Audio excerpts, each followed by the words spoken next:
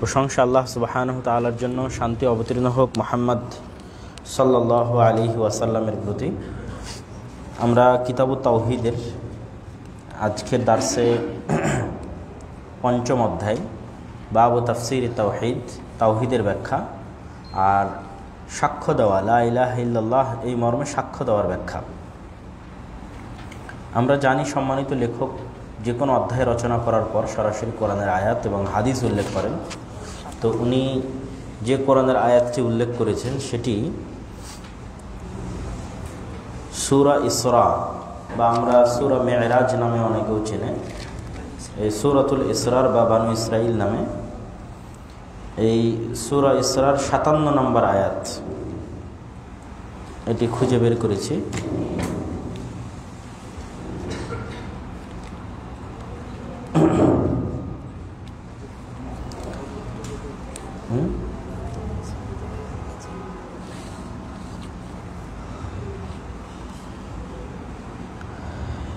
এই আয়াতের আগের এবং পরের যে আয়াতগুলো আছে সেগুলো সহ আমি অনুবাদ করছি আপনাদের সামনে।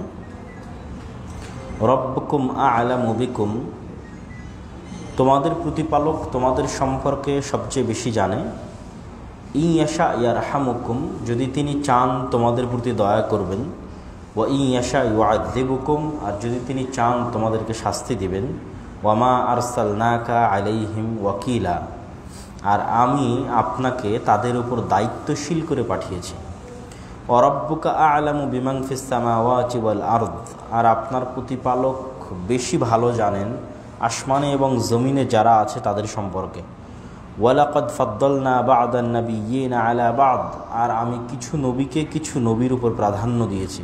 ওয়া আতাইনা দাউদা যাবুরা, আর দাউদকে জাবুর দিয়েছি। কুল ইদউল্লাযীনা যাআমতুম মিন দুনিহি ফালা ইয়ামলিকুনা কাশফাদ-দুররি আনকুম ওয়ালা তাহবীলা, যারা আল্লাহ ব্যতীত অন্য কাউকে ডাকে তাদেরকে আপনি বলে দিন, লা ইয়ামলিকুনা কাশফাদ-দুররি আনকুম, যে যারা আল্লাহ ব্যতীত অন্য কাউকে ডাকে তাদেরকে বলে দিন যে তোমরা যাদেরকে ডাকো তারা তোমাদের কোনো বিপদ দূর করতে সক্ষম নয়, এমনকি ন্যূনতম পরিবর্তন করতেও সক্ষম নয়। উলাইকাল্লাযীনা ইয়াদউনা ইয়াবতাগুনা ইলা রাব্বিহিমুল ওয়াসিলাহ আইয়ুহুম আকরাবু ওয়া ইয়ারজুনা রাহমাতাহ ওয়া ইয়াখাফুনা আযাবাহ ইন্না আযাব রাব্বিকা কানা মাহযুরা। উলাইকাল্লাযীনা, তারা মূলত, যারা আল্লাহ ব্যতীত অন্য কাউকে ডাকে তারা মূলত ইয়াবতাগুনা ইলা রাব্বিহিমুল ওয়াসিলা, তারা মূলত আল্লাহ সুবহানাহু তাআলার ওসিলা অনুসন্ধান করে। যারা মূলত আল্লাহ ব্যতীত অন্য কাউকে ডাকে তারা মূলত কি অনুসন্ধান করে? ওসিলা অনুসন্ধান করে। তারা সরাসরি আল্লাহ ব্যতীত অন্য কাউকে ডাকে, বিষয়টি এমন নয়, বরং আল্লাহর নিকটবর্তী হওয়ার ওসিলা অনুসন্ধান করে, আল্লাহর রহমত এবং দয়া অনুসন্ধান করে এবং আল্লাহ সুবহানাহু তাআলাকেই ভয় করে। কিন্তু সেই ভয় এবং সেই দয়া এবং রহমত অনুসন্ধানের মাধ্যম হিসেবে, ওসিলা হিসেবে অন্যদেরকে ব্যবহার করে।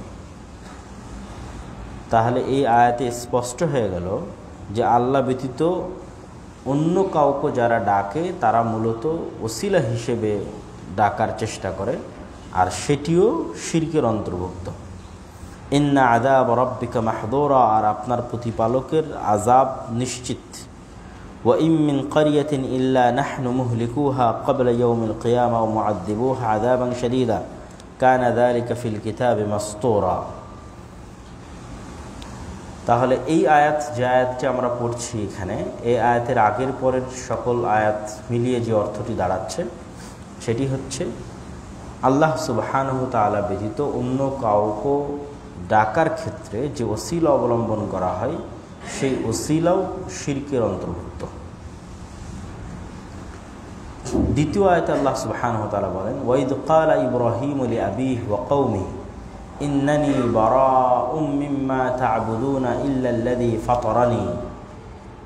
এই আয়াতটা আমরা একটু দেখি, সূরা যুখরুফ 26 নম্বর আয়াত খুঁজে তো। সূরাতুজ যুখরুফ,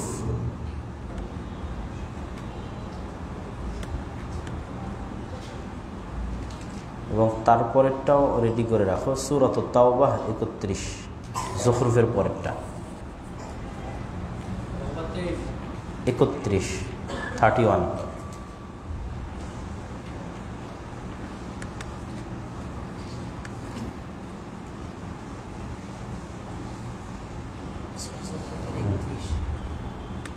সূরা যুখরুফের থামো, দাও হয়েছে, সমস্যা 26, 31। وإذ قال إبراهيم لأبيه وقومه إنني براء مما تعبدون إلا الذي فطرني فإنه سيهدين وجعلها كلمة باقية في عقبه لعلهم يرجعون। আর যখন ইব্রাহিম তার পিতাকে এবং তার জাতিকে লক্ষ্য করে বলল, ইন্নানি বারাউম মিম্মা তা'বুদুন, আমি প্রত্যেক ওই সমস্ত বিষয় থেকে মুক্ত যার ইবাদত তোমরা করে থাকো, তবে হ্যাঁ, ইল্লাল্লাযী ফাতারানি, তবে যিনি আমাকে সৃষ্টি করেছেন তিনি ব্যতীত, ফাইন্নাহু সায়াহদিন, কেননা তিনি আমাকে পথ প্রদর্শন করবেন বা করাবেন। তাহলে এই আয়াত, যে আয়াতটা আমরা তেলাওয়াত করতেছি, এটি ইব্রাহিম আলাইহিস সালাতু ওয়াস সালাম, এবং আমরা শুরু থেকেই জানি যে তাওহীদের সবচেয়ে বড় আলামবারদার বা সবচেয়ে বড় প্রচারক পৃথিবীতে ইব্রাহিম আলাইহিস সালাতু ওয়াস সালাম। এই জন্য তার জীবন থেকে তাওহীদের ঘটনাগুলো আসতেই থাকে বা উল্লেখ করা হতেই থাকে। তারপরের যে আয়াত, এই আয়াতটি আমাদের এই অধ্যায়কে আরও বেশি স্পষ্ট করবে যে অধ্যায় লেখক কী বুঝাতে যাচ্ছে। ইত্তাখাদু আহবারহুম ওয়া রুহবানাহুম আরবাবাম মিন দুনিল্লাহ, এটি সূরাতুত তাওবাহ, সূরা তাওবার 31 নম্বর আয়াত। এটি মূলত ইহুদিদেরকে লক্ষ্য করে আল্লাহ সুবহানাহু ওয়া তাআলা বলছেন যে তারা তাদের ধর্মীয় গুরুদেরকে রব বানিয়ে নিয়েছে আল্লাহ ব্যতীত।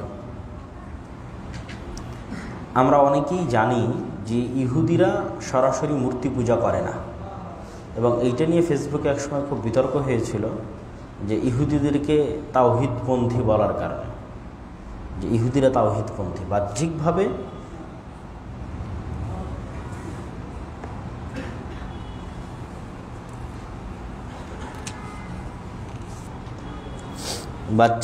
ইহুদিরা তাদের সিনাগগে কোনো মূর্তি রাখে না, এবং বাহ্যিকভাবে তারা কোনো মূর্তির ইবাদত বা পূজাও করে না।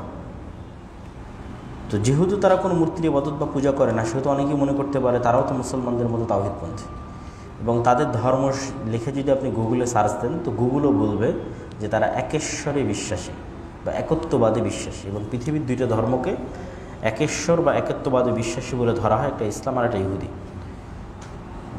কিন্তু তারা অন্য জায়গায় শিরক করে, সেই জায়গাটা আল্লাহ এখানে তুলে ধরেছেন, এবং এটি কালিমা লা ইলাহা ইল্লাল্লাহর ব্যাখ্যাকার স্পষ্ট করে যে ইত্তাখাদু আহবারহুম ওয়া রুহবানাহুম আরবাবাম মিন দুনিল্লাহ।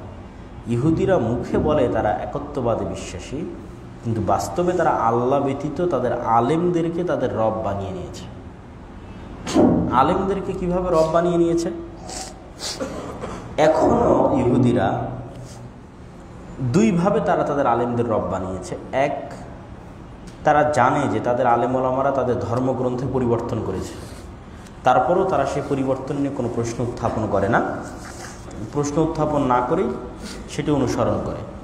দুই, ইনস্ট্যান্ট তারা এটা বিশ্বাস করে যে এখন এই মুহূর্তেও যে কোনো রাবাই বা ইহুদি ধর্মীয় পণ্ডিত যে কোনো হালালকে হারাম করতে পারেন, যে কোনো হারামকে হালাল করতে পারেন। তো এই জন্য যারা ইসরায়েলি স্পাই আছে, মহিলা স্পাই, নারী স্পাই বা মোসাদের, তাদেরকে কিন্তু রাবাইরাই অনুমতি দেয় যে তুমি তোমার শরীর বিক্রি করে দিতে পারবা বা তোমার ইজ্জত নিলাম করে দিতে পারবা, যদি এটি ইসরায়েলের রাষ্ট্রীয় স্বার্থ হয় বা ইহুদি ধর্মের রাষ্ট্রীয় স্বার্থ হয়, সেটি তোমার জন্য হালাল, নেকির কাজ। তো তার মানে জেনার মতো, ব্যভিচারের মতো তাওরাতে স্বীকৃত হারামকে, জেনা ব্যভিচার কোরআনেও হারাম, তাওরাতেও হারাম, ইনজিলেও হারাম, পৃথিবীর সকল ধর্মীয় গ্রন্থে হারাম। তাহলে জেনার মতো একটা জঘন্যতম হারাম কাজকে একজন আলেম কি করে দিচ্ছে? হালাল করে দিচ্ছে। এবং এটা এখন ইনস্ট্যান্ট, এখনও তারা এটা করে, হারামকে হালাল করে এবং হালালকে হারাম করে। তাহলে আলেম ওলামাদেরকেও এই ধরনের স্থানে পৌঁছে দেওয়া কি বিরোধী? কালেমা লা ইলাহা ইল্লাল্লাহর বিরোধী। যে এখান থেকে মুসলমানদের শিক্ষা আছে যে মুসলমানেরা আলেমের কথা ততক্ষণ পর্যন্ত অনুসরণ করবে যতক্ষণ আলেম আল্লাহর রাসূলের হাওয়ালা দেবে, দোহাই দিবে যে আল্লাহ এটা বলেছে তোমরা অনুসরণ করো, আল্লাহর রাসূল এটা বলেছে তোমরা অনুসরণ করো। আর যখনই আলেম নিজের মতামত তুলে ধরবে, কোরআন এবং হাদিসের দোহাই না দিয়ে বা ভুল হলেও সেটিকে ভুল বলে স্বীকার করবে না, এবং তাদের অনুসারীরাও সেই ভুলটিকে টিকিয়ে রাখার জন্য চেষ্টা করবে, সেটি মাযহাবের ক্ষেত্রে হোক, দলের ক্ষেত্রে হোক, আলেমের ক্ষেত্রে হোক, শায়খের ক্ষেত্রে হোক, তখনই কিন্তু আমরা এই আয়াতের আলোকে শিরকের দিকে ধাবিত হই।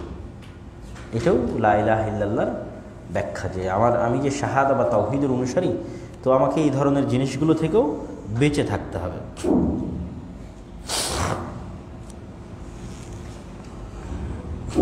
এই আয়াত যে আয়াতটা পড়লাম, এই আয়াতের আগের পরের কথা হচ্ছে ওয়াকালাতিল ইয়াহুদ উযাইরুন ইবনুল্লাহ, ইহুদিরা বলে উযাইর আল্লাহর ছেলে, নাউযুবিল্লাহ। ওয়াকালাতিন নাসারা আল মাসীহ ইবনুল্লাহ, আর খ্রিস্টানরা বলে ঈসা আল্লাহর ছেলে, নাউযুবিল্লাহ। যালিকা কওলুহুম বিআফওয়াহিহিম ইউদাহিউনা কাওলাল্লাযীনা কাফারু মিন ক্বাবল, তাদের মুখের এই কথাগুলো অতীতে চলে যাওয়া কাফেরদের কথার সাথে মিলে যায়। কাতালাহুমুল্লাহ আন্না ইউফাকুন, আল্লাহর অভিশাপ, আল্লাহর লানত তাদের উপর বর্ষিত, তারা ধ্বংস। ইত্তাখাযু আহবারহুম ওয়া রুহবানাহুম আরবাবা মিন দুনিল্লাহ, আরে তারা তো আল্লাহ ব্যতীত তাদের ধর্মীয় গুরুদেরকে রব বানিয়ে নিয়েছে। মানে মাসিহ আল্লাহর ছেলে, এটা ওদেরকে কারা শিখাইছে? পাদ্রীরা শিখাইছে। উযাইর আল্লাহর ছেলে, এটা ওদেরকে কারা শিখাইছে? ইহুদি ধর্মীয় পণ্ডিতরা শিখিয়েছে। এর প্রেক্ষিতে এখন আল্লাহ বলতেছে আরে তারা তো তাদের আলেম ওলামাদেরকে আল্লাহর জায়গায় বসিয়ে দিয়েছে। আরবাবা মিন দুনিল্লাহ ওয়াল মাসীহ ইবনে মারইয়াম ওয়া মা উমিরু ইল্লা লিয়াবুদু ইলাহান ওয়াহিদ, অথচ মাসীহ ইবনে মারইয়াম নিজে, মানে মারইয়ামের ছেলে ঈসা নিজে এবং উযাইর নিজে আল্লাহ কর্তৃক আদিষ্ট যে তারা আল্লাহ ব্যতীত অন্য কারো ইবাদত করবে না। এই অনুসারীরা তো বহুদূরের কথা, এই আলেম ওলামারা তো বহুদূরের কথা। যাকে আল্লাহর ছেলে বলে এরা দাবি করতেছে সে পর্যন্ত আদিষ্ট যে সে কার আনুগত্য করবে? আল্লাহর আনুগত্য করবে। এটা তো বহুদূরের কথা। সাধারণ খ্রিস্টান বহু পরে, খ্রিস্টানদের যে পাদ্রী সে বহু পরে। যাকে আল্লাহর ছেলে বলতেছে সে কার গোলামি করতে বাধ্য? আল্লাহর গোলামি করতে বাধ্য। এটা আল্লাহ সুবহানাহু ওয়া তাআলা কোরআনে বলছে যে সে ওমা উমিরু, সে আদিষ্ট, এরা ঈসা ইবনে মারইয়াম এবং উযাইর তারা আদিষ্ট ইল্লা লিয়াবুদু ইলাহান ওয়াহিদা, যে তারা আল্লাহ ব্যতীত অন্য কারো ইবাদত করবে না, এই মর্মে তারাও আদিষ্ট। লা ইলাহা ইল্লাহু সুবহানাহু আম্মা ইউশরিকুন, আল্লাহ ব্যতীত ইবাদতের যোগ্য কোনো মাবুদ নেই। সুবহানাহু, আল্লাহ এই সকল কিছু থেকে মহাপবিত্র। আল্লাহ সম্পর্কে তারা যা দাবি করছে তা থেকে আল্লাহ মহাপবিত্র। আম্মা ইউশরিকুন, আর তা থেকেও পবিত্র যেগুলোর দ্বারা তারা আল্লাহর শিরক করে থাকে, সেগুলো থেকে আল্লাহ পবিত্র। ইউরিদুনা আন ইউতফিউ নূরাল্লাহ বিআফওয়াহিহিম ওয়া ইয়াবাল্লাহু ইল্লা ইউতিম্মা নূরাহু ওয়ালাউ কারিহাল কাফিরুন, তারা মূলত চায় আল্লাহর নূরকে নিভিয়ে দিতে, আর আল্লাহ যে কোনো পরিস্থিতিতেই হোক আল্লাহ তার নূরকে পরিপূর্ণ করবেন। ওয়ালাউ কারিহাল কাফিরুন, যদিও কাফেরেরা সেটি অপছন্দ করে। হুয়াল্লাযী আরসালা রাসূলাহু বিল হুদা ওয়া দীনিল হক, আর তিনিই সেই আল্লাহ যিনি, এবার আমাদের নবীর কথা আসছে, যিনি এই নবী শেষ নবীকে প্রেরণ করেছেন বিল হুদা ওয়া দীনিল হক, হেদায়েত দিয়ে এবং সত্য দিন দিয়ে, লিউযহিরাহু আলা দ্বীনি কুল্লিহি, যাতে এই দিন বিজয়ী হয় সারা পৃথিবীর সকল দিনের উপর। ওয়ালাউ কারিহাল মুশরিকুন, যদিও মুশরিকরা তা অপছন্দ করে।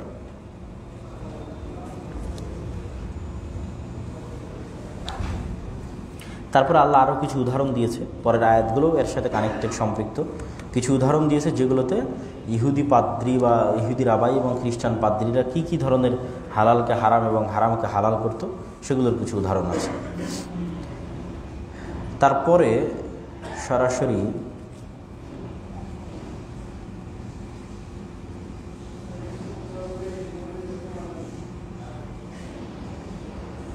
তারপরে আরেকটি আয়াত, এই আয়াতটি সূরাতুল বাকারা 165। وَمِنَ النَّاسِ مَن يَتَّخِذُ مِن دُونِ اللَّهِ أَندَادًا يُحِبُّونَهُمْ كَحُبِّ اللَّهِ।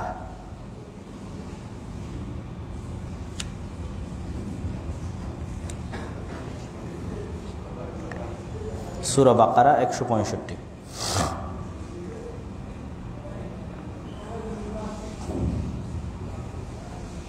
একটু শুরু থেকে শুরু করি।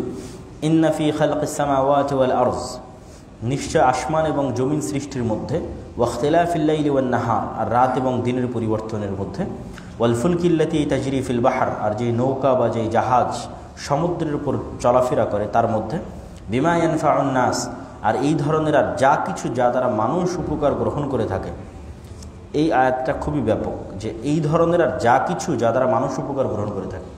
যেমন আমরা এখন সবচেয়ে বেশি উপকার নিচ্ছি ল্যাপটপ দিয়ে, কম্পিউটার দিয়ে, মোবাইল দিয়ে। তো আল্লাহর কিন্তু বলতে চাচ্ছে এগুলোর মধ্যেও আল্লাহর আলামত বা আল্লাহর নিয়ামত বা আল্লাহকে খুঁজে পাওয়ার চিহ্ন রয়েছে। বিমা ইয়ানফাউন নাস, আর প্রত্যেক যা দ্বারা মানুষ উপকার গ্রহণ করে। ওমা আনজালাল্লাহু মিনাস সামাই মিম্মা, আর আল্লাহ যা আসমান থেকে বর্ষণ করেন পানি, ফাহিয়া বিহিল আরদা বা'দা মাউতিহা, আর সেই পানি দিয়ে মৃত জমিনকে জীবিত করে তোলেন। ওয়াবাসসা ফিহা মিন কুল্লি দাব্বাতিন, আর এই পৃথিবীতে চলমান প্রত্যেক জীবজন্তুর যে রিজিকের দায়িত্ব আল্লাহ গ্রহণ করে রেখেছেন সেটি। ওয়া তাসরিফ রিয়াহ, আল্লাহ যে বাতাস প্রবাহিত করেন সেটি। ওয়া সাহাব আল মুসাখখারিন আস-সামাই ওয়াল আরদ, আর আল্লাহ যে মেঘমালা প্রবাহিত করে থাকেন সেটি। লা আয়াতিল লিকাউমি ইয়াকিলুন, এগুলো সবগুলোই চিহ্ন, নিদর্শন আল্লাহকে খুঁজে পাওয়ার জন্য, ওই সমস্ত জাতিদের জন্য চিহ্ন এবং নিদর্শন যাদের বুঝার সক্ষমতা রয়েছে।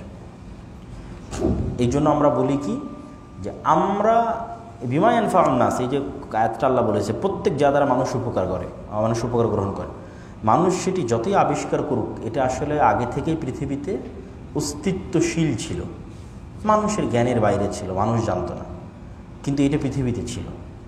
যেমন পৃথিবীতে আমাদের আগেও পাখি আকাশে উড়তো, কিন্তু আমরা উড়া জানতাম না। মানে এই বিমান পৃথিবীর আকাশে উড়বে এই সক্ষমতা পৃথিবীতে আগে থেকেই ছিল, মানুষ বের করতে পারেনি। এখান থেকে কথা বললে আমেরিকা পর্যন্ত কথা পৌঁছে যাবে, এই সক্ষমতা পৃথিবীতে, এই টেকনোলজি পৃথিবীতে আগে থেকেই ছিল, মানুষ এটা কাজে লাগাতে পারেনি। তো মানুষও যত রকমের জিনিস আবিষ্কার করতেছে সেগুলো আল্লাহর নিদর্শনের কি বহন করে, প্রমাণ বহন করে, যে কিভাবে আল্লাহ এই পৃথিবীকে সৃষ্টি করেছেন বা কিভাবে এই পৃথিবীর টেকনোলজিক্যাল সিস্টেম ডেভেলপ করা আছে, যে এত দূর থেকে মোবাইলের কথা আদান প্রদান করা সম্ভব হচ্ছে। এবং এগুলো আল্লাহ বলছেন এগুলো নিয়ামত। এরপরের আয়াতই এবার আমাদের মূল আয়াত, ওয়ামিনান নাসি মান ইয়াত্তাখিযু মিন দুনিল্লাহ, আর মানুষের মধ্যে যারা আল্লাহ ব্যতীত অন্য কাউকে আন্দাদা, নিজেদের জন্য ইবাদতের যোগ্য বানিয়ে নিয়েছে, আল্লাহর শরীক বানিয়ে নিয়েছে। মানুষের মধ্যে যারা আল্লাহ ব্যতীত অন্য কাউকে আল্লাহর শরীক বানিয়ে নিয়েছে, ইউহিব্বুনাহুম কাহুব্বিল্লাহ, তারা আসলে ওই জিনিসগুলোকে আল্লাহর মতোই ভালোবাসে। ওয়াল্লাযীনা আমানু, আর যারা আল্লাহর প্রতি ঈমান আনয়ন করেছে, আশাদ্দু হুব্বান লিল্লাহ, তারা আল্লাহকে তার চাইতে আরও বেশি পরিমাণে ভালোবাসে। ওয়ালাউ ইয়ারাল্লাযীনা যালামু ইয ইয়ারাউনাল আযাবা আন্নাল কুওয়াতা লিল্লাহি জামিআন, আর এদের মতো যারা অত্যাচার করেছে, জুলম করেছে, আল্লাহ ব্যতীত অন্য কাউকে ইলাহ বানিয়ে নিয়েছে বা আল্লাহর সাথে শিরক করেছে, এগুলো সবই তো জুলম। এরকম যারা জুলম করেছে, ইয ইয়ারাউনাল আযাব, তারা যদি আল্লাহর আযাব দেখত, আল্লাহর শাস্তি এবং আল্লাহর গজব দেখত, তাহলে তারা জানতো আন্নাল কুওয়াতা লিল্লাহি জামিআ, যে পৃথিবীর সকল শক্তি, সকল ক্ষমতা একমাত্র আল্লাহর হাতে, আর কারো হাতে কোনো ক্ষমতা এবং কোনো শক্তি নাই। ওয়া আন্নাল্লাহা শাদীদুল আযাব, আর আল্লাহ শাস্তি প্রদানে খুবই ভয়ঙ্কর।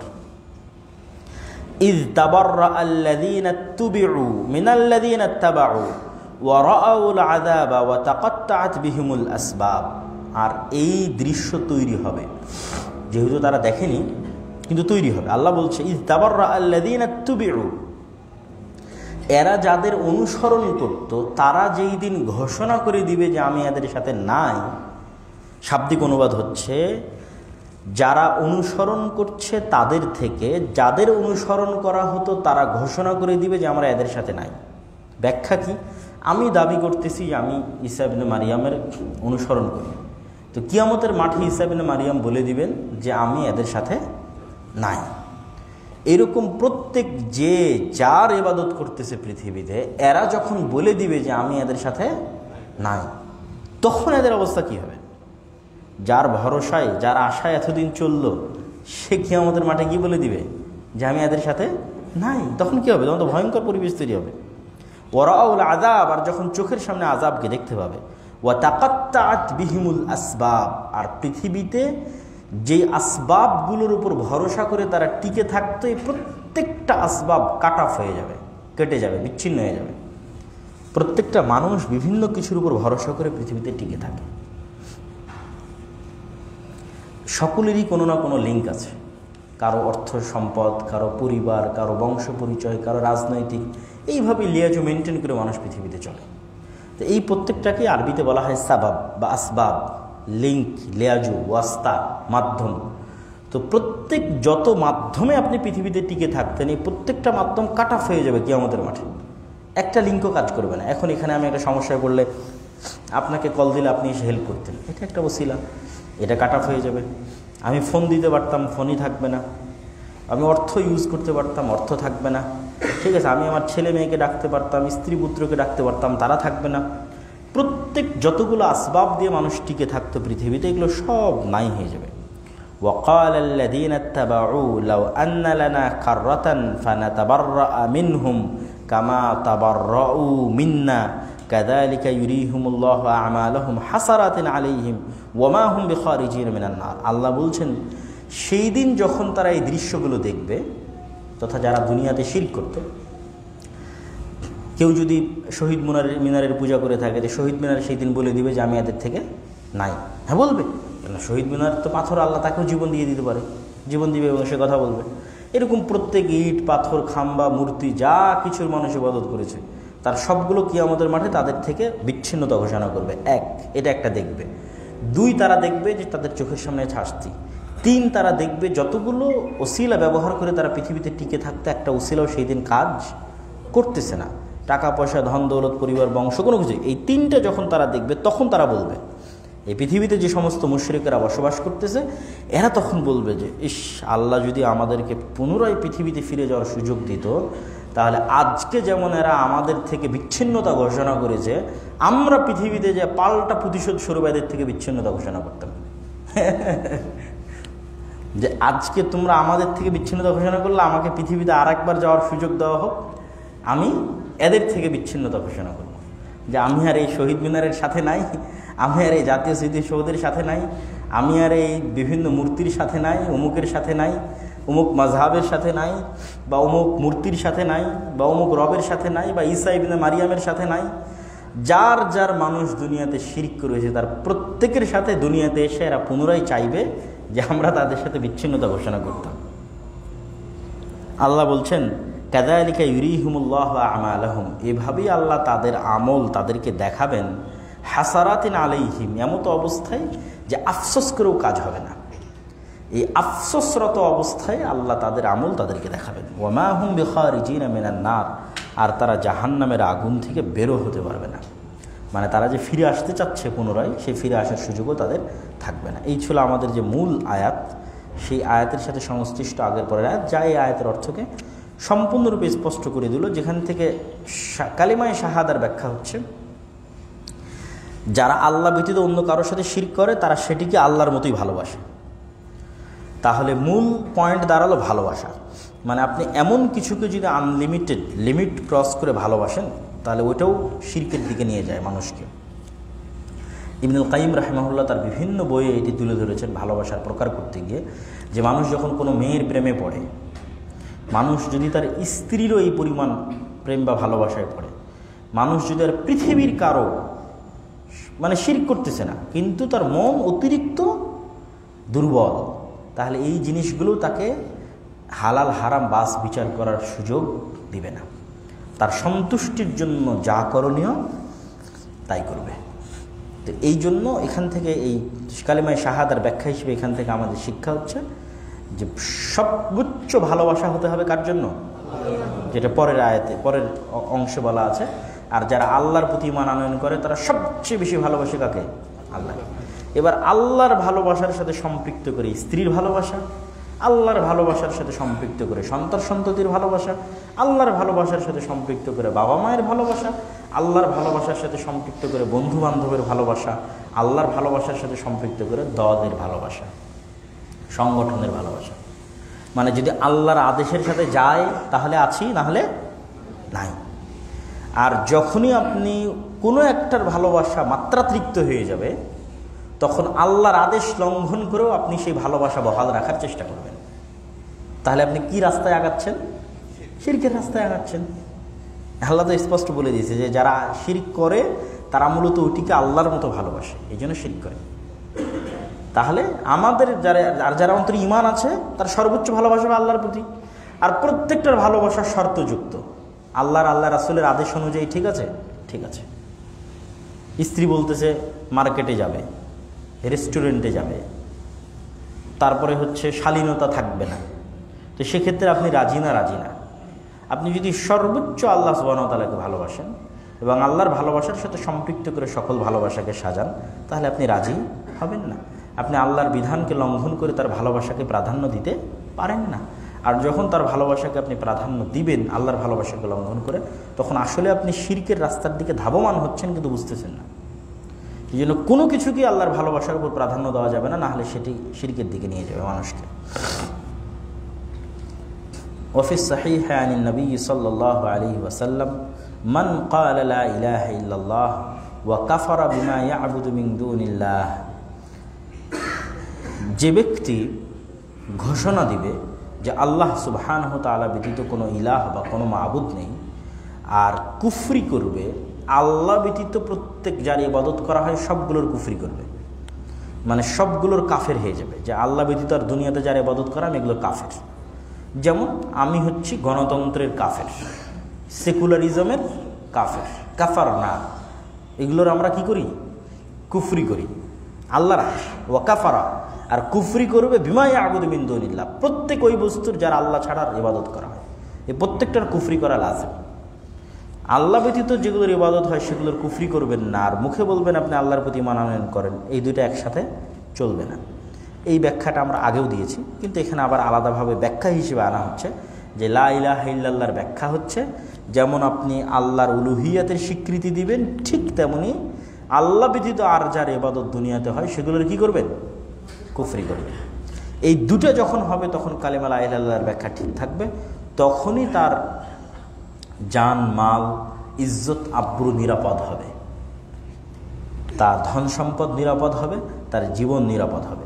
এটির পক্ষে, এই হাদিসের পক্ষে কোরআনের যে বিভিন্ন আয়াত আছে সেগুলো ব্যাখ্যা গ্রন্থগুলোতে উল্লেখ করা হয়েছে। যেমন আমরা প্রথম দিনই বলেছি ফামাই ইয়াকফুর বিত্তাগুত ওয়া ইউমিন বিল্লাহ, যারা তাগুতকে অস্বীকার করবে, এরকম আরও অসংখ্য আয়াত।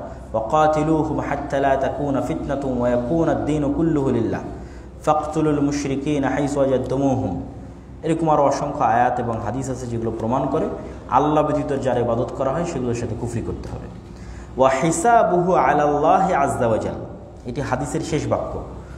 হাদিসে বলা হচ্ছে যে সাক্ষ্য দিবে আল্লাহ ব্যতীত কোনো মাবুদ নেই এবং কুফরি করবে ওই সমস্ত বিষয়ের যেগুলোর আল্লাহ ব্যতীত ইবাদত করা হয়, তাহলে তার জীবন রক্ষিত, তার ধন সম্পদ রক্ষিত, তবে তার হিসাব আল্লাহর নিকটে। এর ব্যাখ্যা কি কে বলতে পারবেন? হাত উঠাবেন।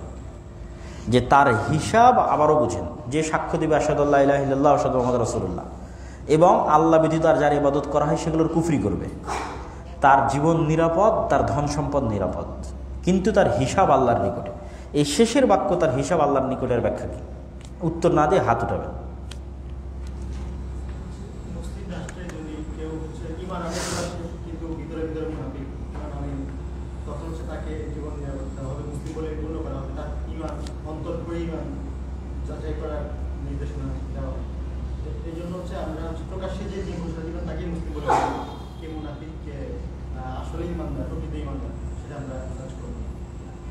সুন্দর, উনি যেটা বলতে চাইছেন আমি বুঝেছি, এটি সঠিক উত্তর। ওয়া হিসাবুহু আলাল্লাহ, মুখে ঘোষণা দিচ্ছে যে আমি আল্লাহ ব্যতীত অন্য কারো ইবাদত করি না, এবং মুখে আল্লাহর ব্যতীত আর যার ইবাদত করা হয় সেগুলোর কুফরিও করছে। যেমন আমি মুখে আপনাদের সামনে কুফরি করলাম যে আমি গণতন্ত্র, সেকুলারিজম, ধর্মনিরপেক্ষ মতবাদ এগুলোর আমি কাফের, তো মুখে এরকম প্রকাশ্যে ঘোষণাও দিচ্ছে, তাহলে স্বাভাবিকভাবে তাকে মুসলিম হিসেবে গণ্য করা হবে।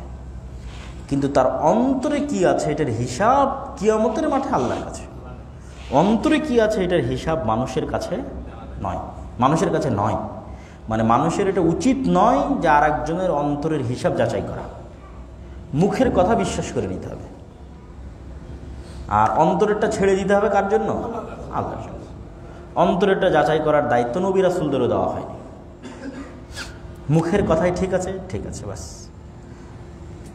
মুখের কথার উপর বিশ্বাস করে পৃথিবী চলবে, আর অন্তরের ফায়সালা কিয়ামতের মাঠে আল্লাহ করবে।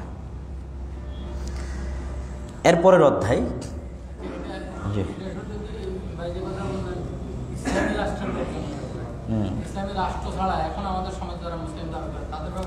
তাদের ক্ষেত্রে হবে। মুখে যারা আপনি দেখতে পাচ্ছেন সে মুখে নিজেকে মুসলিম বলে দাবি করতেছে, তাহলে তাকে অবশ্যই আপনি মুসলিম হিসেবে গণ্য করবেন। তবে আসলে মুসলিম হিসেবে গণ্য হওয়ার জন্য মসজিদে নিয়মিত যাতায়াত হওয়াটা খুবই জরুরি। যেমন ইউরোপের বহু দেশে অসংখ্য মুসলিম নন মুসলিম হিসেবে দাফন হয়।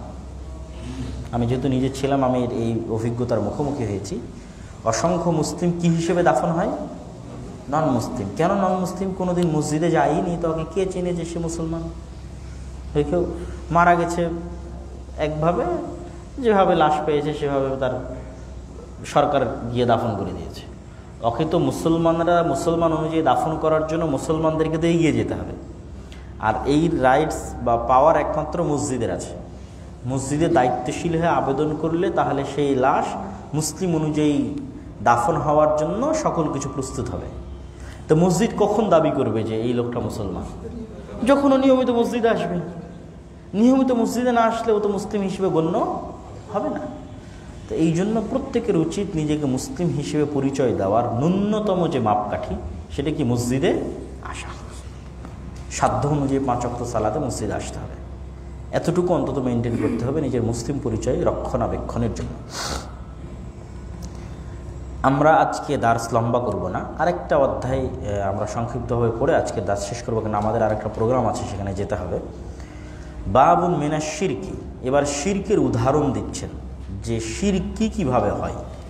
তো 1 নম্বর শিরকের উদাহরণ দেওয়া হয়েছে যে গোলাকার কিছু সুতার তৈরি বা রিংয়ের তৈরি গোলাকার কিছু ঝুলানো, লিরাফিল বালা আও দাফিহি, বিপদ আপদকে দূর করার জন্য, সমস্যাকে দূর করার জন্য লোহার তৈরি অথবা সুতার তৈরি কোনো কিছুকে হাতে অথবা গলায় লাগানো। ওয়াকাউলুল্লাহ তাআলা কুল, এবার এটির পক্ষে উনি, এটি যে শিরক তার বিষয়ে উনি এখন দলিল দিবেন। কি শিরক? অধ্যায়ের নাম কি? লোহার অথবা সুতার এমন কিছু বিপদ আপদকে দূর করার জন্য শরীরে, হাতে, গায়ে, জামায়, বাড়িতে ঝুলিয়ে রাখা। কুল আফারাআইতুম মা তাদউনা মিন দুনিল্লাহ ইন আরাদানি আল্লাহু বিদুররিন হাল হুন্না কাশিফাতু দুররিহি। এই একটা আয়াত মানুষের এই অন্তরের রোগকে দূর করার জন্য যথেষ্ট। যারা তাবিজ, কবজ ইত্যাদি বিভিন্ন কিছুর যায়, তাদের অন্তরের রোগকে দূর করার জন্য আল্লাহ বলছেন তাদেরকে চ্যালেঞ্জ দাও, তাদেরকে বলো আফারাআইতুম, তোমরা কি মনে করো যার যার সাহায্যে তোমরা বিপদ দূর করতে চাচ্ছ, আল্লাহ যদি চায় যে আল্লাহ তার বিপদ করবেন, তার ক্ষতি করবেন, পৃথিবীতে কি এমন কেউ আছে যে সেই ক্ষতি থেকে তাকে নিরাপদ রাখতে পারে? আল্লাহর চ্যালেঞ্জ। ইন আরাদানি আল্লাহ, আল্লাহ যদি চায়, বিদুররিন, যে কারো কোনো ক্ষতি করবে, শাব্দিক অনুবাদ করতেছি কোরআনের আয়াতে। ইন, যদি, আরাদানি আল্লাহ, আল্লাহ চায়, বিদুররিন, যে কারো কোনো ক্ষতি করবে, হাল হুন্না কাশিফাত, তাহলে পৃথিবীতে এমন কি কেউ আছে, মানুষ, জীবজন্তু, জানোয়ার, জড়বস্তু, জড় পদার্থ, এমন কি কেউ আছে? একটু দেখে যাতায়াত করতে হবে, 2-1 বার সমস্যা হবে। আপনারাও যখন উঠবেন একটু খেয়াল করেন। যে আল্লাহ যদি চায় কারো ক্ষতি করবেন, পৃথিবীতে এমন কি কেউ আছে যে এই ক্ষতিটা ঠেকাতে পারবে? অসম্ভব। তাহলে যদি এই বিশ্বাস তোমরা করো যে আল্লাহ কারো কোনো ক্ষতি করতে চাইলে পৃথিবীতে কেউ ঠেকাতে পারবে না, তাহলে এই ধরনের আউল ফাউল জিনিসের দ্বারা আশ্রয় নিও না। সরাসরি কার কাছে আশ্রয় চাও? আল্লাহর কাছে আশ্রয় চাও, মানে একমাত্র তিনিই পারবেন। আর যদি তিনি চান ক্ষতি করতে, আর কেউ ঠেকাতে পারবে না। আন ইমরান ইবনে হুসাইন রাদিয়াল্লাহু তাআলা আনহু, এবং এটির পক্ষে দলিল হিসেবে একটা হাদিস দিচ্ছেন। ইমরান ইবনে হুসাইন রাদিয়াল্লাহু তাআলা থেকে বর্ণিত, তিনি বলেন, একদা রাসূলুল্লাহ সাল্লাল্লাহু আলাইহি ওয়াসাল্লাম একজন ব্যক্তির হাতে একটা বালা জাতীয় কিছু তিনি দেখলেন, তো যেটির রং ছিল হলুদ কালারের। ফাকালা মা হাদিহি, আল্লাহর নবী বললেন এটি কি? ক্বালা মিনাল ওয়াহিনা, হে আল্লাহর নবী, এটি মূলত আমার শরীরে দুর্বলতা কাজ করে, সেই দুর্বলতা দূর করার জন্য আমি এটি লাগিয়েছি। ফাকালা, তখন রাসূলুল্লাহ সাল্লাল্লাহু আলাইহি ওয়াসাল্লাম বলেন, ইনজাআহা, এটি খুলে ফেলে দাও। ফা ইন্নাহা লা তাজিদুকা ইল্লা ওয়াহনা, কেননা এটি তোমার দুর্বলতা বাড়াতেই থাকবে। আচ্ছা, কেন উনি বললেন দুর্বলতা বাড়াতে থাকবে সেটিও আমি বলতেছি, যেহেতু হাদিস শেষ হয়নি, অনুবাদ কমপ্লিট করে তা বলছে, ফা ইন্নাকা লাউ মিত্তা ওয়া হিয়া আলাইকা মা আফলাহতা আবাদা, তুমি যদি এমত অবস্থায় মারা যাও যে তোমার গায়ে এই জিনিসটা আছে, মা আফলাহতা আবাদা, তাহলে কোশ্চেন কালেও তুমি দুনিয়া এবং পরকালে সফল হতে পারবে না। মানে তোমার মৃত্যু ঈমানের মৃত্যু হবে না, এই কারণে তুমি সফল হতে পারবে না। আর দুর্বলতা বাড়তে থাকবে কেন? একে তো ছিল শারীরিক দুর্বলতা, শারীরিক দুর্বলতা দূর করার জন্য আপনি জিনিসটা লাগিয়েছেন, এইটা এখন আপনার মানসিক দুর্বলতা তৈরি করবে। কি মানসিক দুর্বলতা তৈরি করবে?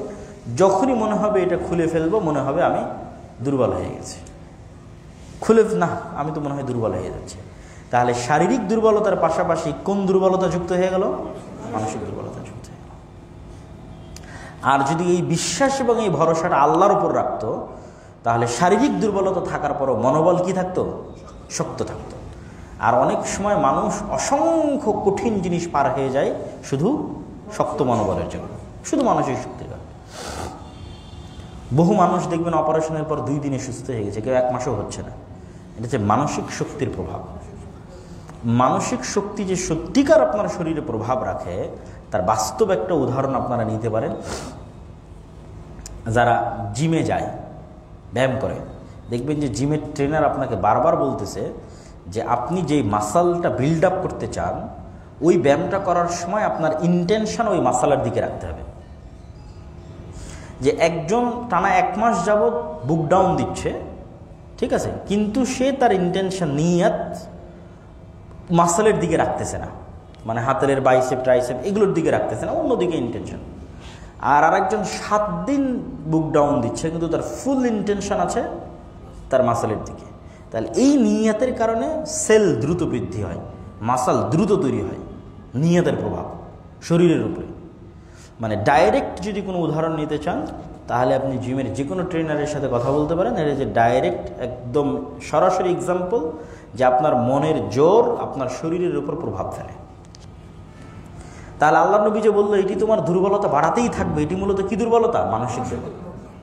তাহলে যে তাবিজ কবজ ইউজ করবে, এদের দুর্বলতা মানসিকভাবে বাড়তেই থাকবে। আর যে একবার জোরালো মন নিয়ে খুলে পায়ের নিচে পিষে দিবে, আর মানসিক শক্তির কারণে শারীরিক দুর্বলতাও হারিয়ে যেতে পারে। অতএব মানসিক শক্তিতে বলিয়ান হওয়ার জন্য তাওহীদের বিশ্বাস জরুরি। তাওহীদের বিশ্বাস ছাড়া মানসিক শক্তিতে বলিয়ান হওয়ার কোনো রাস্তা নেই।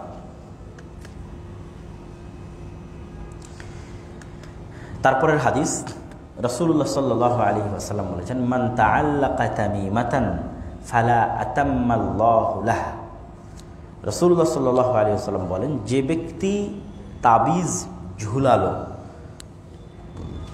নিজের উপর ঝুলাক অথবা নিজের উপর ঝুলাক, আল্লাহ কখনোই তার ইচ্ছা পূর্ণ করবেন না। তথা যেই ইচ্ছাই সে ঝুলিয়েছে, সেই ইচ্ছাটা পরিপূর্ণরূপে কখনোই পূর্ণ হবে না। সাময়িক ধোঁকা মনে হতে পারে। এবং মান তাআল্লাকা তামিমাতান ফাকাদ আশরাকা, এই হাদিসের অন্য রিওয়ায়াতে আছে যে ব্যক্তি তাবিজ ঝুলালো সে শিরক করলো। আর তামিমার ব্যাখ্যায় লেখক এখানে লিখে দিয়েছেন আর তামাইম জামউ তামিমা, তামিমার বহু বচন হচ্ছে তামাইম। আর আরবরা তাদের বাচ্চাদের গলায় কিছু ঝুলাতো বদ নজর থেকে বাঁচার জন্য, সেটিকেই তারা তামিমা নামে নামকরণ করত। তাদের যুগে জাদু থেকে এবং বদনজর থেকে বাঁচার জন্য কিছু তারা জিনিস ব্যবহার করতো আরবেরা, এই জিনিসগুলোকেই তাদের ভাষায় তামিমা বলা হয়। ফাআবতালাহুল ইসলাম, ইসলাম এসে এটিকে বাতিল করে দিয়েছে, যেগুলো চলবে না। আশ্রয় গ্রহণ করতে হবে একমাত্র কার কাছে? আল্লাহ সুবহানাহু ওয়া তাআলার কাছে।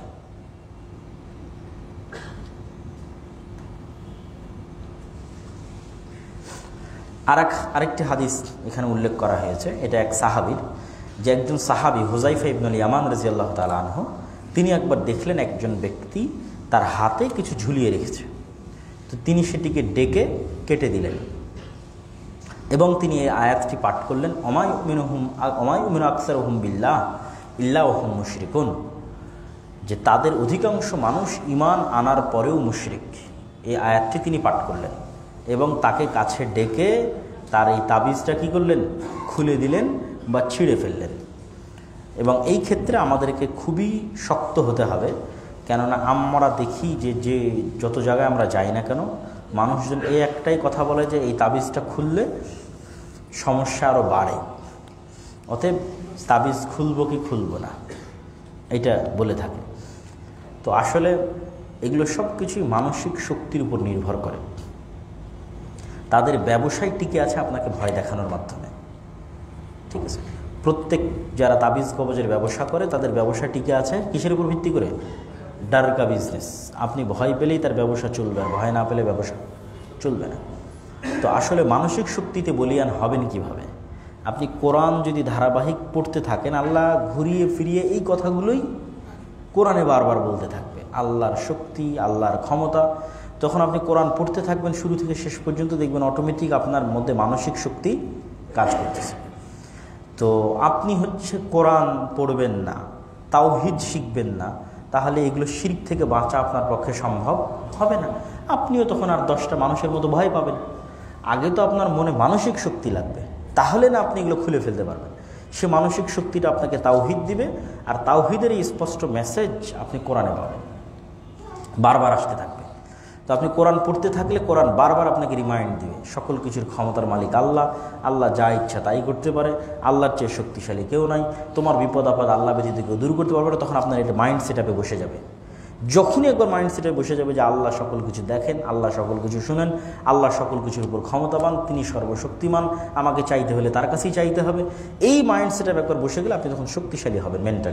মেন্টালি শক্তিশালী হলে এগুলো তাবিজ কবজ যা আছে এগুলো থেকে আপনি নিজেকে, বা গণক বা রাশি আর যা পৃথিবীতে চলমান আছে, দুনিয়াতে চলমান আছে, অমুক বাবা অমুক জায়গা থেকে ট্রেনিং প্রাপ্ত, তিনি স্বামী স্ত্রীর মধ্যে মিলন করিয়ে দিতে পারেন, সন্তান দিতে পারেন, ব্যবসায় কোটি টাকার মালিক করিয়ে দিতে পারেন, এই ধরনের ব্যক্তিদের হাস্যকর না এদের। আমরা তো কোন জঙ্গলে দাওয়া সেন্টার করেছি, আমি এদের অফিস এই যমুনা ফিউচার পার্কের মধ্যে আছে, বসুন্ধরা, কি ওটার নাম, বসুন্ধরা সিটি সেন্টারের মধ্যে আছে, মানে যেগুলো দেশের সবচেয়ে টপ জায়গা, সেখানে এদের অফিস, এবং সেখানে মানুষ যাচ্ছে, সেখানে এই আংটি পাথর অসংখ্য কিছু মানুষ গ্রহণ করতেছে।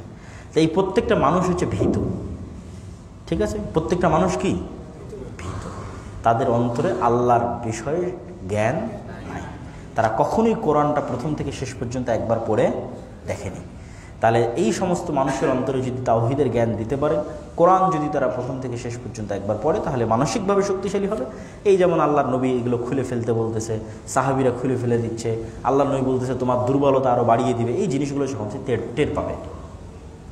আর তখন যদি সে আয়াতুল কুরসি পড়ে, এই আয়াতুল কুরসির পাওয়ার থাকবে ভিন্ন রকম। তখন যদি সে সূরাতুল ইখলাস পড়ে, সেটার পাওয়ার থাকবে ভিন্ন রকম। তখন যদি সে সূরাতুন নাস পড়ে, সূরা ফাতিহা পড়ে, এটার পাওয়ার থাকবে ভিন্ন রকম। মানে আমরা যখন মানুষকে বলি যে ঠিক আছে আপনার বাচ্চা কাঁদতেছে, আপনি নাস, ফালাক, ইখলাস, আয়াতুল কুরসি, সূরা বাকারা শেষ 2 আয়াত, সূরা ফাতিহা পড়ে ফু দেন, তো বলে ভাই কিছু হচ্ছে না। মানে সে তো আসলে বুঝেই না যে এই জিনিসগুলো তো তার অন্তরে আসর করে না, আর অন্তরে আসর না করলে বাহিরে আসর কিভাবে করবে? আল্লাহর নবী যেহেতু বলেছে যে বদ নজর সত্য, তো তো আপনি বলবেন যে ভাই এটার সায়েন্টিফিক্যালি প্রুফ কি যে বদনজর সত্য? আমি আপনাকে সায়েন্টিফিক্যালি প্রুফ দিতে পারবো। আমি যদি এখন খুব জোরে চিল্লিয়ে উঠি এবং টেবিলে একটা বাড়ি মারি, আপনি একটু হলেও ভীত হবেন। তা আমি তো আপনার গায়ে আঘাত করিনি, কেন ভীত হলেন? আমি যদি খুব ক্ষিপ্ত হই এবং রাগান্বিত চোখে থাকি, আপনি একটু হলেও ভীত হবেন। ভাই আমি না আপনার গায়ে আঘাত করেছি, না আপনাকে মারতেছি, কেন ভীত হচ্ছেন? তাহলে আমার চোখের দৃষ্টি আপনার অন্তর ভয় পাচ্ছে, আমার ফিজিক্যাল মুভমেন্ট আপনার অন্তর ভয় পাচ্ছে। তাহলে যদি আপনার অন্তর আমার রাগান্বিত চেহারাকে ভয় পায়, আমার ধমককে ভয় পায়, তার মানে ওই অন্তরে আমার দৃষ্টি কাজ করে। তাহলে যখন আমি আপনার বিষয়ে বদনজর দিব, খারাপ ইন্টেনশনে তাকাবো, ন্যূনতম হলো এটা আপনার অন্তরে গিয়ে প্রভাব পড়ে। নাহলে আপনি এখন ভয় পেলেন কেন? আমি তো আপনাকে মারিনি, মানে আপনার অন্তর ভীত হয়ে গেল। অতএব এটা 100% সত্য যে মানুষ যেই দৃষ্টিতে আর এক মানুষকে দেখে, সে যেমন রাগান্বিত হলে সে ভয় পায়, ঠিক হিংসার দৃষ্টিতে, বিদ্বেষের দৃষ্টিতে, খারাপ দৃষ্টিতে তার দিকে দেখলে সেটার কিছুটা হলো প্রভাব ওই অন্তরে গিয়ে পড়ে। এটাই হচ্ছে বদনজর। তাহলে এই বদনজর বা ইত্যাদি থেকে বাঁচার জন্য আপনাকে যখন বলবো যে আপনি এই আয়াতগুলো বা এগুলো পড়েন, তখন তো আপনি বলবেন কোনো কাজ হচ্ছে না। তো কাজ হওয়ার জন্য, প্রভাব পড়ার জন্য আগে আপনার অন্তরে এটার প্রভাব পড়তে হবে। এইটা যখন আপনার অন্তরে প্রভাব পড়বে, তখন এটার প্রভাব বাইরেও পড়বে। এটার প্রভাব এমনভাবে বাইরে পড়বে, বদনজর তো কার্যকরী হওয়া বহু দূরের কথা, জাদু কার্যকরী হওয়া তো বহু দূরের কথা। বাস্তবে জিন শয়তান আপনাকে দেখে ভয় পেতে পারে, ইন রিয়েল লাইফ মানুষ বহু দূরের কথা, জিন শয়তান আপনাকে দেখে ভয় পেতে পারে। যখন এই আয়াতগুলো আপনি পড়বেন, আল্লাহু লা ইলাহা ইল্লা হুয়াল হাইয়ুল কাইয়্যুম, এই আয়াতগুলোর অর্থ আপনি জানেন, আপনি আল্লাহকে চেনেন, আপনার তাওহীদের বিশ্বাস মজবুত, আপনি পবিত্র থাকেন, 5 ওয়াক্ত সালাতে যান, তখন এইটার যে পাওয়ার, এই পাওয়ারকে পৃথিবীর কোনো ম্যাজিসিয়ান, মানে কোনো জাদুকর টেক্কা দিতে পারবে না। মুসা আলাইহিস সালামের সাথে লাঠির সাথে কেন জাদুকরদের জাদু কার্যকরী হয়নি? এটা ছিল আল্লাহ সুবহানাহু ওয়া তাআলার শক্তি। তো যখন আপনি আল্লাহ সুবহানাহু ওয়া তাআলার নাম নিয়ে কোনো কিছু করবেন, আর ওটার বিশ্বাস আপনার আছে, আপনি তাওহীদ জানেন, এবং কোনো কনটেক্সট এমন নাই যেই কনটেক্সটে আপনি দুর্বল থাকতে পারেন, মানে পবিত্রতা একটা বিষয় থাকে, আর অনেক কিছু, সালাত, তো এই সকল কনটেক্সটে যখন আপনি শক্তিশালী, তখন এই দোয়া এবং এই জিকির এবং এই আয়াত এবং আল্লাহর এই নাম এবং এই গুণাবলীর সামনে মানুষের বদনজর বহু দূরের কথা, জাদু বহু দূরের কথা, জিন শয়তান পর্যন্ত কি করতে পারে, মানে বাস্তব জিন আপনাকে দেখে ভয় পেতে পারে। যেমনটা ওমর রাদিয়াল্লাহু তাআলা আনহুকে দেখে কি করতো, ভয় পেত। যেই রাস্তায় ওমর রাদিয়াল্লাহু তাআলা চলতো, ওই রাস্তায় শয়তান আসতো না, ভয়। তা আপনাকে দেখে ভয় পেতে পারে শয়তান। এবং যে কবিরাজি করতেছে বা যে বাবা, তো সেও ভয় পেতে পারে আপনাকে দেখে। কিন্তু ওই লেভেলে পৌঁছার মতো বিশ্বাস আপনার শক্তিশালী হতে হবে। তো আল্লাহ সুবহানাহু ওয়া তাআলা আমাদেরকে তাওহীদের বিশ্বাসকে মজবুত করার এবং শিরক থেকে বেঁচে থাকার তৌফিক দান করুক, আল্লাহুম্মা আমিন। এই আজকের দার্স রিলেটেড প্রশ্নগুলো নিব প্রথমত আপনাদের কাছ থেকে, তারপরে মা এবং বোনদের কাছ থেকে। যারা প্রশ্ন করতে চান মা এবং বোনদের মধ্যে, তারা একটু প্রস্তুতি নেবেন, কারণ আপনাদের এখানে বলার পরে সময় অনেক লাগে, আপনারা রিপ্লাই দিতে পারেন না। আমি একটু এই লিখিত প্রশ্নটা একটু পড়ে নিই।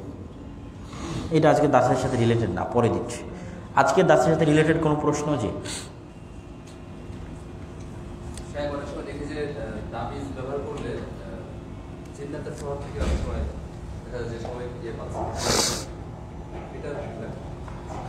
আমি তো আবারও বললাম যে সাময়িক যে উপকারটা হয়, উপকারটা কি?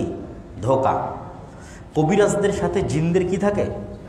কানেকশন থাকে, এবং এই সাময়িক মুক্তি তারা আপনাকে দিবেই। কিন্তু এই সাময়িক মুক্তি নিতে গিয়ে আপনি মানসিকভাবে যে অসুস্থ হয়ে যাচ্ছেন, সে মানসিক অসুস্থতা থেকে আপনি কখনোই মুক্তি পাবেন না। সাময়িক মুক্তি যে হবে না, এটা আমরা কখনোই বলি না। মানুষ জাদু করতেছে, তো জাদু সত্য না? তাহলে আর একজন জাদুকর যদি এসে বলে যে আপনাকে ওর জাদু থেকে আমি মুক্তি দিব, সেটা কি সত্য হবে না মিথ্যা হবে? ওটাও সত্য হবে। কিন্তু আমি কি সেই জাদুর কাছে যাব না? কেননা ওরও জাদু এবং এরও জাদু, উভয়ের জাদুর চেয়ে পাওয়ারফুল কিছু আমার কাছে আছে, কিন্তু সেইটা যে আছে এই বিশ্বাসটা তো আমার নাই। অতএব এটার যে কিছুটা কার্যকরী হবে, এটা বলিনি, কিন্তু সাময়িক, স্থায়ী কখনোই নয়।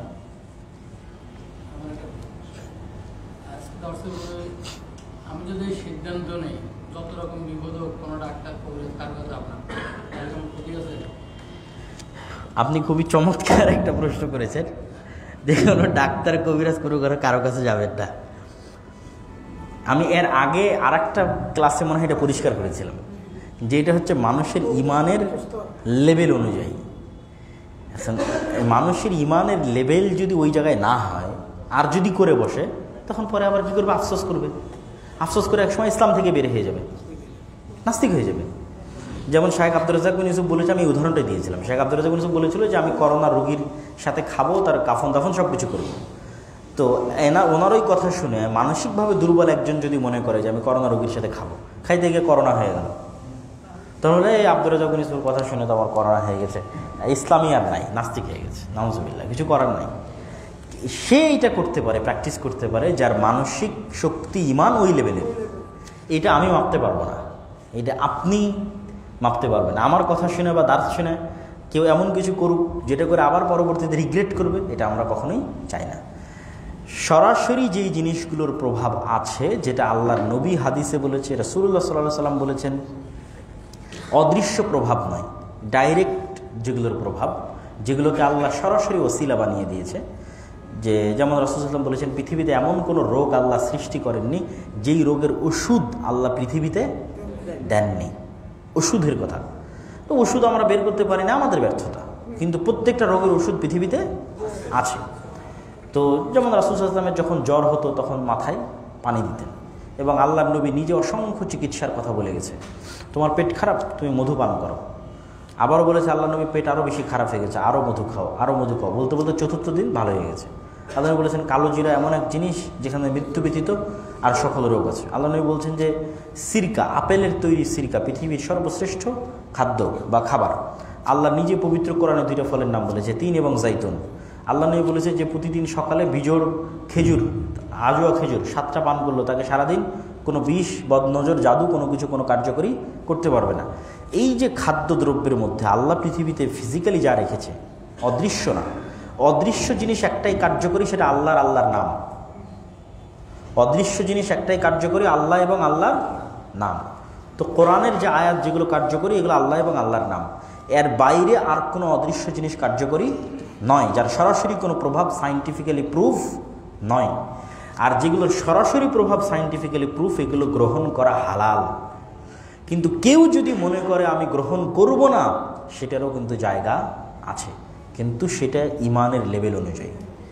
সর্বোচ্চ পর্যায়ের ইমানের মানুষ যদি মনে করে আমার ক্যান্সার হয়েছে, আল্লাহ আমাকে ক্যান্সার দিয়েছে, আমি এটার চিকিৎসা করব না, আমি এই অবস্থাতেই থাকতে চাই, আল্লাহ চাইলে ভালো করবে, না করলে আমি এটার উপরে মৃত্যুবরণ করতে চাই, এটার কিন্তু জায়গা, সুযোগ ইসলামে আছে, ঠিক আছে। কিন্তু সে যদি ক্যান্সারের চিকিৎসা গ্রহণ করে, তাহলে সেটাও হালাল। এবং বেশিরভাগ সাহাবী বা বেশিরভাগ নবী রাসূল সবাই দুনিয়াবি যে আসবাবগুলো আছে এগুলো থেকে উপকার গ্রহণ করতেন এবং করতে বলেছেন, এবং করাটাকে ভালো মনে করতেন।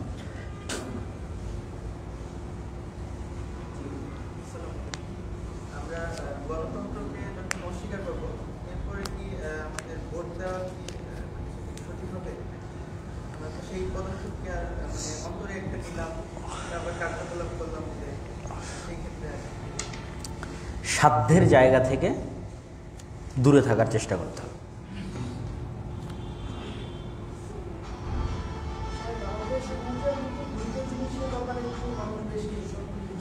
আজকের দার্সের সাথে সম্পৃক্ত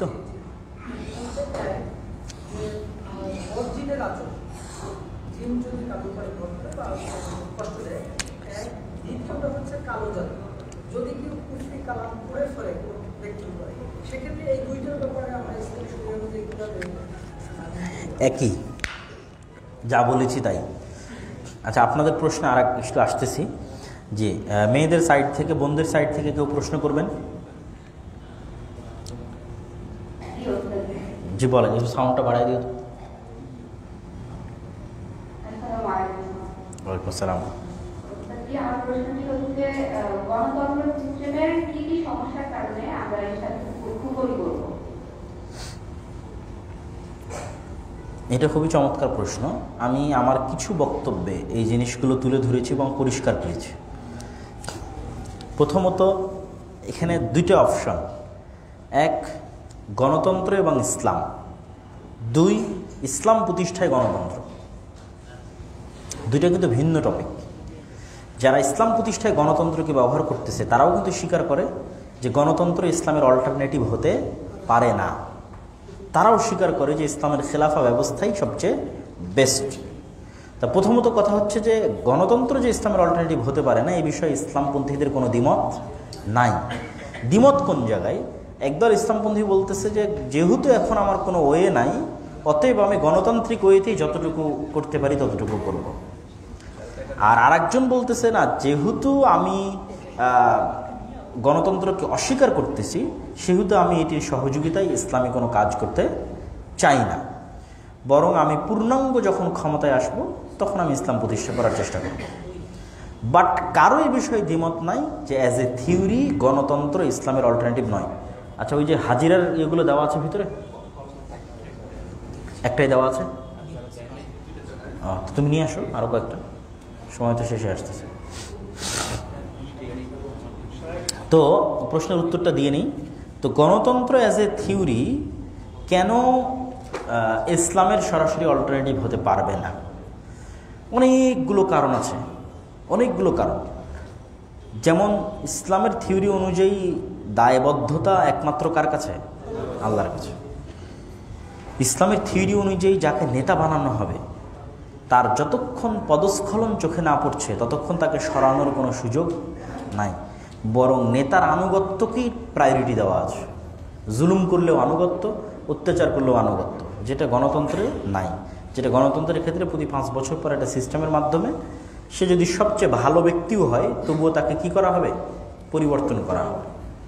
যেমন সবচেয়ে ভালো ব্যক্তিকে আমরা আমাদের প্রধানমন্ত্রী করলাম, তিনিও 4 বছরের বেশি থাকতে পারবেন না। আর ইসলামের দৃষ্টিতে একজন ব্যক্তিকে তখনই সরাতে হবে যদি সে ভালো না হয়, আর যদি ভালো হয় তো মৃত্যু পর্যন্ত থাকবে। তারপরের যে বিষয় সেটি হচ্ছে এখানে প্রত্যেক ব্যক্তিকে আলাদা স্বাধীন এন্টিটি দেওয়া আছে। ইসলামিক খেলাফায় এভাবে স্বাধীন এন্টিটি নাই। এখানে স্বাধীন এন্টিটি একমাত্র আমিরুল মোমিনিন খলিফাতুল মুসলিমিন, বাকি সবাই হচ্ছে শুরা, সবার লেভেল বরাবর, সবাই জাস্ট পরামর্শ দিতে পারে। পরামর্শ গ্রহণ করবে কি করবে না সেটার স্বাধীনতা খলিফাতুল মুসলিমিন এবং আমিরুল মুমিনিনের, এবং তার হাতে আনুগত্যের বায়াত করতে হবে। এরকম আরও অসংখ্য বিষয় আছে যে বিষয়গুলো সরাসরি গণতন্ত্র এবং ইসলাম পরস্পরের সাংঘর্ষিক। এই জন্য কারোই দ্বিমত নাই যে গণতন্ত্র ইসলামের অল্টারনেটিভ নয়, এ বিষয়ে কারো দ্বিমত নাই। দ্বিমতটা হচ্ছে আমি এখন এই সাময়িক সময়ের জন্য গণতন্ত্রকে ব্যবহার করব কিনা। জি, আর কোনো প্রশ্ন আছে আপনাদের মেয়েদের সাইডে? ওয়ালাইকুম আসসালাম।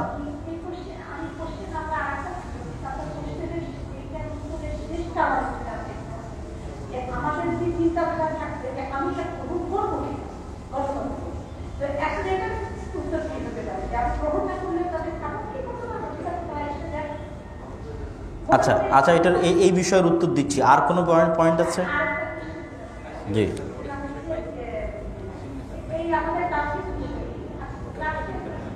ক্লাসের দার্স রিলেটেড আর কোনো প্রশ্ন না থাকলে বা জি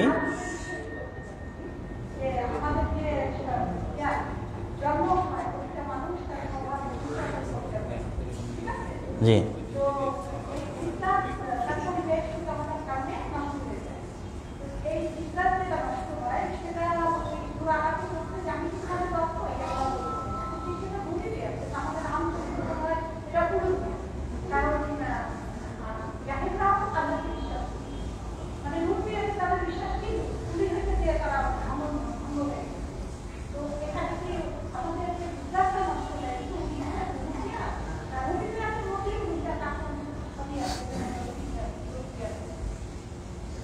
স্বাভাবিক অর্থে বেশিরভাগ মানুষের ক্ষেত্রে ফিতরাত নষ্ট হয় উলুহিয়াতে। রুবুবিয়াতের ক্ষেত্রে ফিতরাত নষ্ট হতে পারে, সেটার সংখ্যা এবং পরিমাণ খুব কম, নাই বললেই চলে। আর 90% মানুষ, ইহুদি হোক, খ্রিস্টান হোক, হিন্দু হোক, বৌদ্ধ হোক, সবার ফিতরাতটা নষ্ট হয় উলুহিয়াতে। আল্লাহকে ইলাহ হিসেবে বিশ্বাস করতে পারে না, বাট অ্যাজ এ রব কোনো না কোনোভাবে তারা একজন মানে অদৃশ্য একজনকে বিশ্বাস করে কোনো না কোনোভাবে, যেভাবেই হোক, যে নামেই হোক। আর খুব কম সংখ্যক মানুষের ক্ষেত্রে এই ফিতরাতটা নষ্ট হয়। জি, আর কোনো বিষয়ে প্রশ্ন?